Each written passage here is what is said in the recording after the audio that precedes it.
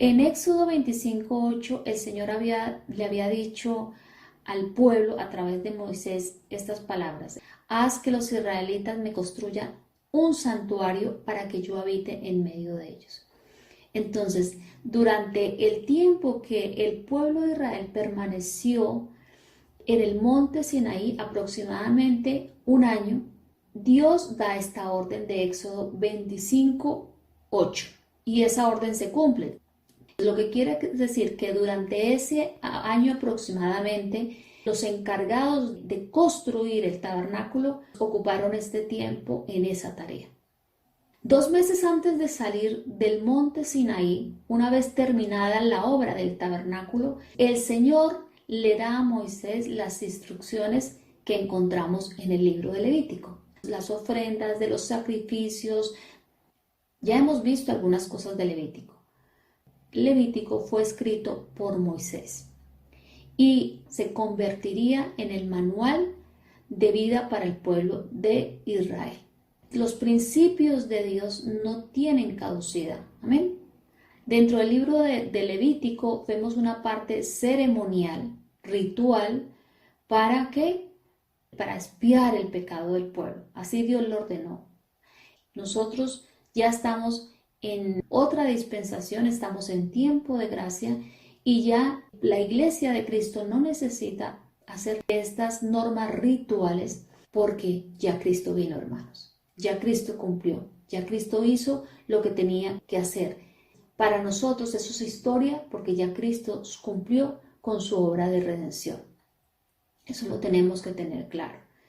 De alguna forma el pueblo de Israel tenía que ser redimido, tenía que ser perdonado. Entonces Dios da a conocer las formas como se iba a hacer esa parte, ¿no? El perdón de los pecados de estas vidas. El libro de Levítico, hermanos, tiene dos temas principales, que es la expiación y la santidad. La expiación cubría de una forma temporal, no así para la iglesia de Cristo. Nosotros, cuando venimos a Cristo, no se nos cubre el pecado.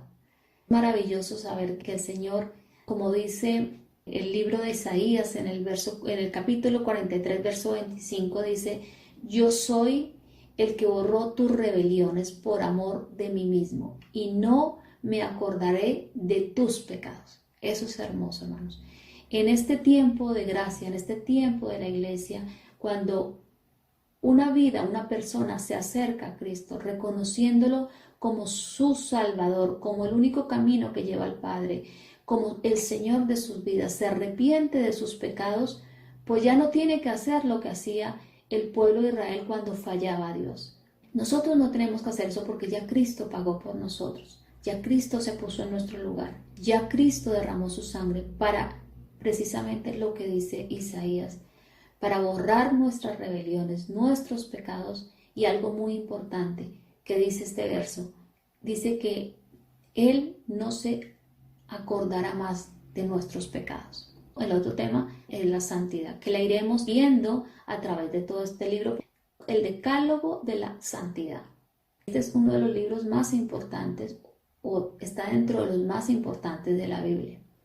Suele pasar que a veces la gente no le presta mucha atención a este libro, pero cuando descubrimos a la luz de la palabra, lo escudriñamos, cuando entendemos lo que significa cada porción que está escrita en él, de verdad, hermano, que uno se enamora de este libro, se enamora.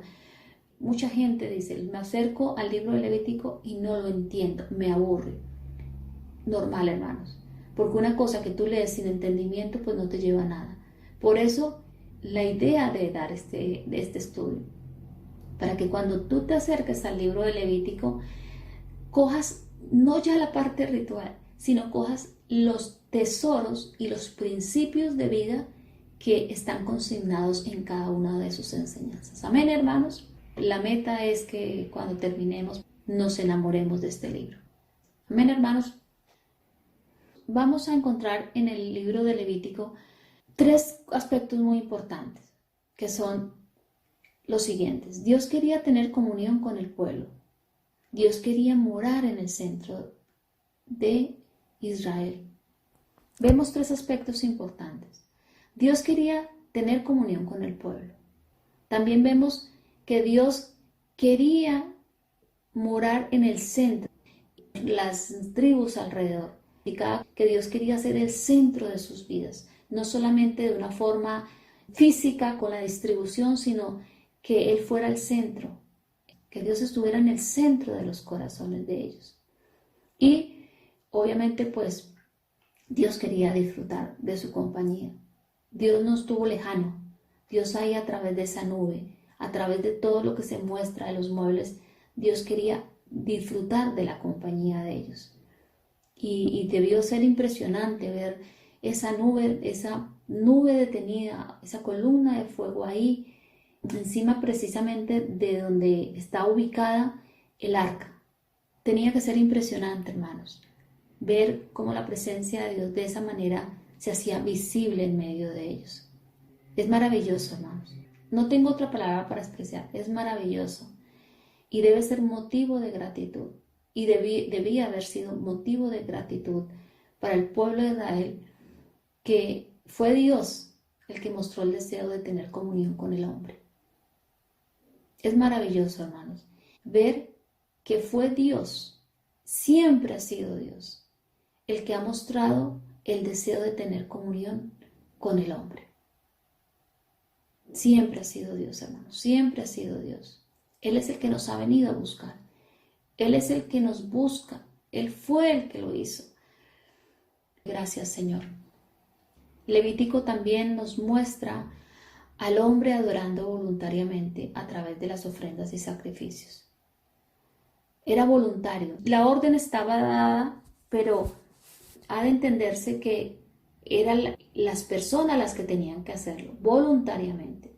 Traer sus ofrendas, traer sus sacrificios. Dios nunca nos ha forzado a amarle. Dios se muestra a través de todo lo que Él ha dado. Él nos muestra las formas, nos da las maneras, nos dice cómo podemos adorarle. El hombre es el que decide si lo quiere o no lo quiere hacer. Por su parte Él nos muestra el camino, y eso es hermoso. Nos dice cómo puedes acercarte a mí. En este caso, al pueblo de Israel le estaba dando todas estas instrucciones y les estaba introduciendo a la forma correcta de cómo deberían y cómo podían adorarlo. Y lo más bonito, de una forma voluntaria. En el capítulo 1, hermanos, vemos las ofrendas voluntarias y las ofrendas quemadas. Ofrendas quemadas quiere decir también holocausto. Entonces, en el primer capítulo de Levítico vemos ofrendas voluntarias y ofrendas quemadas totalmente, es decir, holocausto. Eso lo iremos explicando en detalle a medida que vayamos estudiando cada uno de los aspectos. A manera de introducción estamos hoy hablando esto. Los animales que se usaban para las ofrendas del holocausto será el toro y el macho cabrío del rebaño y el ave. Estos eran los animales que se usaban para las ofrendas: toro, el macho cabrío carnero y el ave. Bueno, antes de empezar a explicar este capítulo, hermanos, es muy importante entender bien el porqué de los sacrificios. ¿Qué razón había para ello? Tenemos que remontarnos hacia atrás. El motivo de los sacrificios, había una razón. Cuando Adán peca, se interrumpe la comunión que existía entre Dios y el hombre. Ahí queda interrumpida esa comunión por el pecado. Ahora, hay que tener en cuenta, se interrumpió pero no se abolió. No quedó abolida. El pecado de Adán no hizo que la comunión con Dios fuera abolida, sino sencillamente interrumpida. Aunque hubo consecuencias por la caída, Dios no apartó su misericordia, y damos gracias al Señor que no haya sido así, hermanos. Dios permitió al hombre nuevamente tener comunión con Él. Otra vez nos muestra el camino, nos indica cómo podemos volver a tener comunión con Él. Entonces, fue a través de estas ofrendas que Dios permitió nuevamente al hombre acercarse a Él. Ese es el motivo de las ofrendas. Ahí Dios estaba diciendo, a través de estas formas, tú vas a poder tener nuevamente comunión conmigo, acercarte a mí. Por medio de ellas el hombre podría expresar su gratitud. Las ofrendas, todo lo que se presentaba a Dios, eran una forma de que aquel pueblo presentara su gratitud a Dios por las bendiciones recibidas. Y también, obviamente, si habían cometido alguna falta, algún pecado, pues Dios les da las instrucciones. Has fallado, has cometido esto, has hecho esto o aquello, que lo iremos estudiando a medida que avancemos en. Esa persona venía y presentaba su ofrenda para quedar limpio, para que esa comunión que había sido interrumpida por el pecado quedara restablecida. Israel debía tener clara la comprensión de lo que es la santidad de Dios. Amén. Y la gravedad del pecado. Si ellos entendían esto, pues el culto que iban a empezar a ofrecer a Dios sería aceptable para él. Es decir, el conocimiento de la santidad de Dios y la gravedad que tiene el pecado sobre la vida de un individuo les llevaría a ese conocimiento pleno para que ahora sí pudieran ofrecer un culto aceptable a Dios. Exactamente sucede lo mismo con nosotros, con cada persona que se acerca al Señor. Es el conocimiento de Dios, el conocimiento de cómo es Dios, de cómo es su santidad y también la gravedad que contrae el pecado sobre nuestras vidas. Si nosotros entendemos esto, a partir de ese conocimiento, de ese entendimiento, no de una manera superficial, sino de una manera precisa, de acuerdo a lo que dice la palabra, pues a partir de ahí, cualquier hijo de Dios, cualquier cristiano, solo a partir de ahí podrá empezar a ofrecer un culto aceptable para Dios. De ahí la importancia, hermanos, de ahí la importancia de conocer todo, no solamente creer, solamente decir, bueno, ya he venido a Cristo, ya hice una decisión de fe, asisto a los cultos, asisto a las reuniones y ya. Hay mucho más, hermano. Hay que escudriñar, hay que saber cómo es Dios, conocer a Dios, porque a través de ese conocimiento que podamos tener de la persona de Dios, pues vamos a saber exactamente cómo ofrecer ese culto. Y que Dios se alegre de ese culto, de esa ofrenda, de ese servicio que estamos dedicando para Él. Posiblemente haya mucha gente, muchos cristianos que creen que están ofreciendo un culto aceptable al Señor. Pero si no se conoce a Dios, hermanos, pues es muy difícil. Es muy difícil que eso que nosotros estamos ofreciendo a Dios esté de la manera correcta. Entonces, el secreto de todo esto es conocer a Dios. Estamos hablando del por qué Dios escogió esta forma para acercarse a Él. Y fue porque Él es soberano y Él sabe cómo lo hace. Entonces, el pueblo debería aprender dos cosas: que Dios es santo y que solo el que es santo podría acercarse a Dios. Entonces, ese era el principio. El pueblo empezaba a través de ese conocimiento a conocer a un Dios santo. Y también ya a manera personal debía de entender que si se querían acercar a Dios, había un medio y era a través de esa ofrenda que se traía. Transferir su culpa sobre esa víctima y quedar a cuentas con el Señor. Ahora, para la Iglesia de Cristo, este principio sigue vigente, obviamente que sigue vigente. Segunda de Timoteo 1:9 dice, pues Dios nos salvó y nos llamó a vivir una vida santa.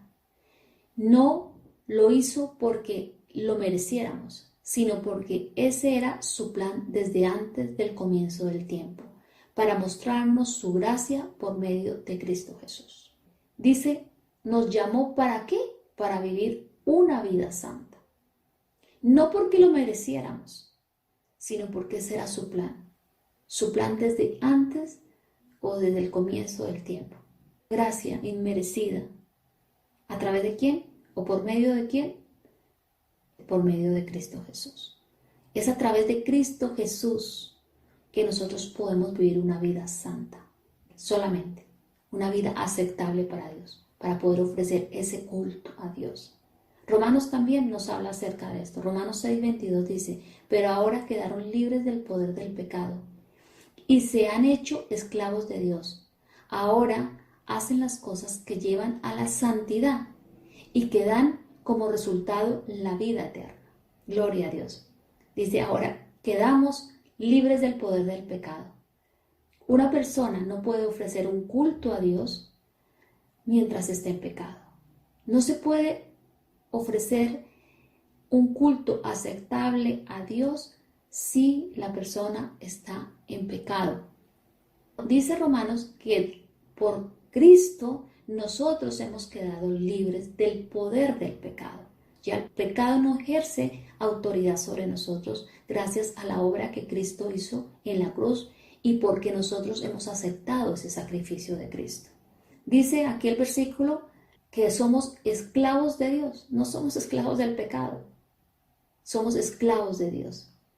Y debemos hacer las cosas que llevan a la santidad. ¿Cuáles son esas cosas? Si no conocemos a Dios, si no sabemos qué implica esa palabra de que Dios es santo, pues no vamos a saber cuáles son las cosas que llevan a la santidad. Por lo tanto, es importante el conocimiento de la santidad de Dios, para que nosotros asimismo podamos ser santos. Amén. Pues así que las ofrendas apuntaban a enseñarles que para acercarse a Dios se debía de hacer a la manera de Dios. Amén. No como ellos lo decidieron. No nos podemos acercar a nuestra manera. Es tal y como Dios lo pide. Uno a veces se queda y cuando miras muchas personas que tienen fe, es cierto, tienen fe en Cristo y te mencionan a Cristo y te mencionan a Dios y dicen, yo soy creyente, yo creo en la palabra. Es más, yo leo la Biblia.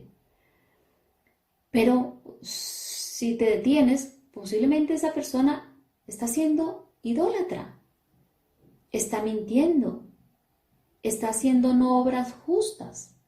Entonces, esa persona no va a poder ofrecer un culto agradable al Señor. Ese, de hecho, no sirve para nada eso. Pero la persona vive engañada. No es como nosotros queramos ofrecer culto. No, hermanos. El culto que le agrada a Él, que llega hasta su trono, parte de tener un entendimiento claro de la santidad de Dios. Los sacrificios que Dios ordenó al pueblo de Israel serían el medio que Él usaría para ¿qué? Mostrarles su gracia y otorgarles gracia. Ese era el propósito de los sacrificios. Mostrarles su gracia y otorgarles gracia. Ese es el motivo de los sacrificios. El por qué se dan los sacrificios. Lo he mencionado en anteriores estudios que los sacrificios no se inauguran con las instrucciones que da el libro de Levítico. Los sacrificios vienen desde tiempo atrás. Vemos que los hombres de Dios ofrecieron sacrificios. Ofrenda para Dios. Vemos cómo Abel ofreció sacrificio.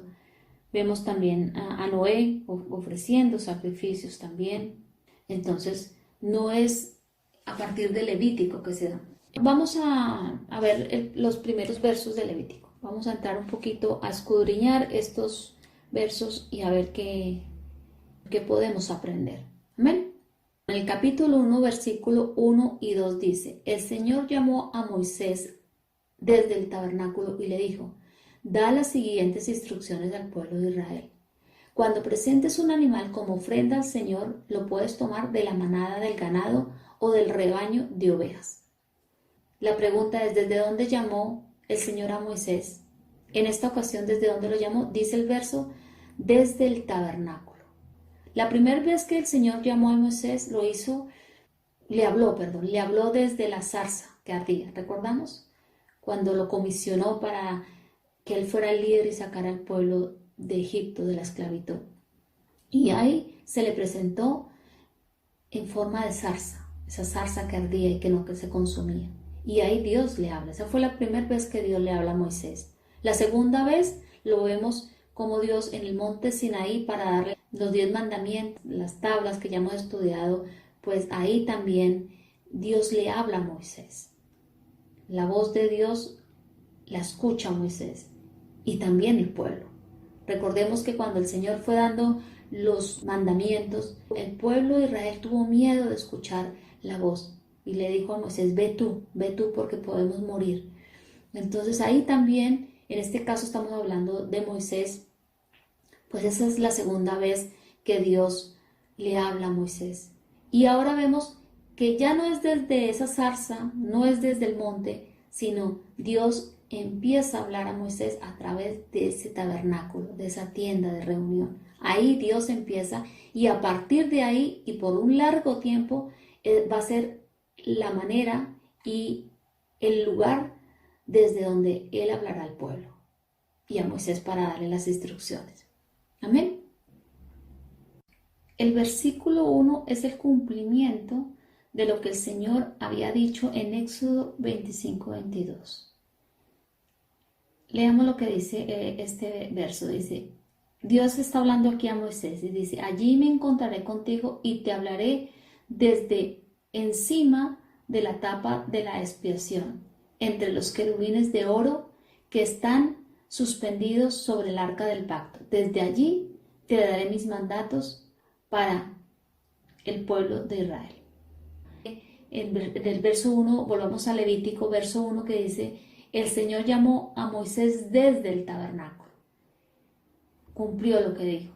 En este caso le había dicho que él se encontraría con él en ese tabernáculo y desde allí le hablaría, desde el tabernáculo. Y ya en Levítico vemos cumplido eso lo que Dios dice, hermanos, porque Dios no miente. Lo que Dios dice lo cumple. Amén. Lo que Dios dice lo cumple. Y aquí vemos esa parte cumplida en ese verso que se lee así a la ligera y sin recordar que ya el Señor le había dicho tiempo atrás, unos meses atrás, lo que iba a pasar en ese lugar. Hermanos, es tan importante entender esto, es tan importante. ¿Por qué lo digo? Porque a pesar de que Dios le dio indicaciones precisas al pueblo de Israel, en muchas partes de la Biblia vemos cómo Dios les dice palabras muy fuertes sobre el incumplimiento, el hecho de que ellos no hayan involucrado su corazón a la hora de ofrecer sus ofrendas para Dios. Y en Isaías vemos otro ejemplo de esto, una palabra fuerte que el Señor trajo sobre el pueblo de Israel. Isaías 1, leemos a partir del verso 11, dice, ¿qué les hace pensar que yo deseo sus sacrificios? Dice el Señor. Estoy harto de sus ofrendas quemadas de carneros, de la grasa del ganado engordado. No me agrada la sangre de los toros, ni de los corderos, ni de las cabras.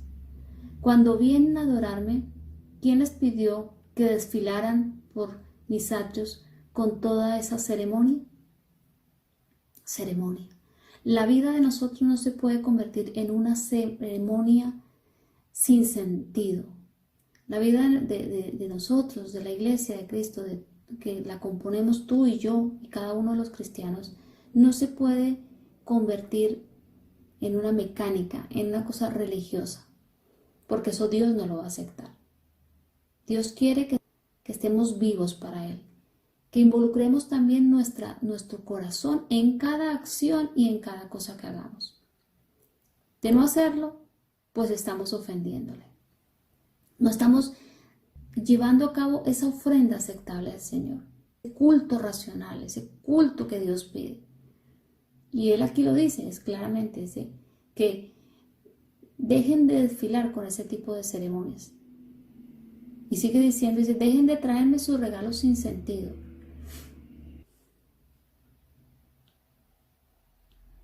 El Señor dice en el verso 15, cuando levanten las manos para orar, no miraré.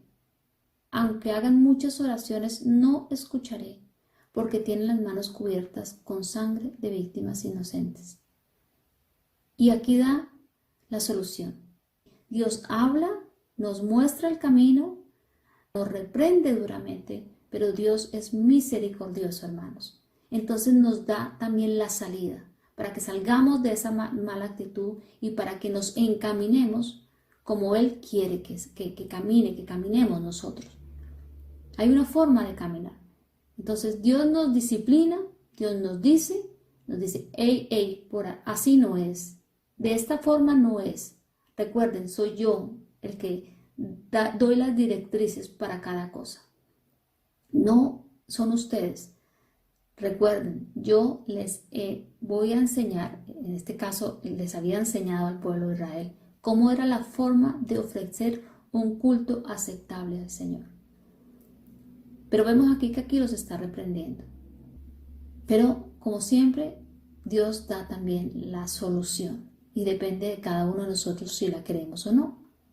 ¿Y cuál es la solución? Si nuestra vida está caminando en desorden, si nuestra vida no está ofreciendo ese culto racional, ese culto que Dios merece, Él dice, lávense y queden limpios.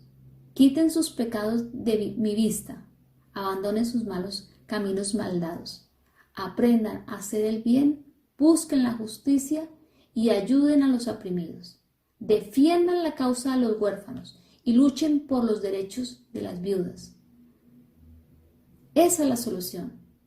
Esa es la solución. Dios nos está dando la solución. O sea, que hagamos lo que a Dios le agrada. Que hagamos para lo que Dios nos ha creado. Para que caminemos en esas buenas obras.